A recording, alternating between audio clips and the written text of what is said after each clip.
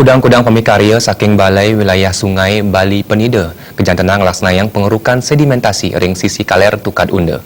Perendikan puniki kelaksanayang mangda di kalaning Gunung Agung saya waktu erupsi ngenten ageng pausanaipun majang kerama irika pembekas majang kewontenan lahar dingin.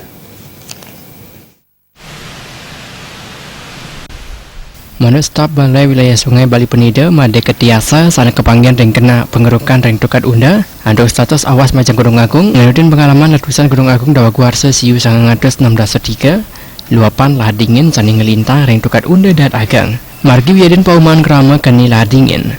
Pengerukan sedimentasi jagi kelaksanayang antuk dalam ipun 1 meter, saha tanggul tega ipun 3 meter, sini panjang ipun 350 meter saking ulun Tukad.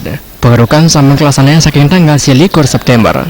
Pikarian puniki muatang kutus pemikarya, petang alat berat loader, eskapator alit miwa agang 3 unit, saha dam truk petang unit. Kami dari PU BWS Bali Penida mempersiapkan tanggul untuk mengamankan pemukiman-pemukiman di sebelah barat sungai agar tidak terkena banjir lahar dingin. Niki yang bikin tanggul sepanjang 350 meter dari hulu sungai, dari ketinggian 4 meter, yang bikin tanggul 3 meter, lebar atas 2 meter, tinggi 3 meter.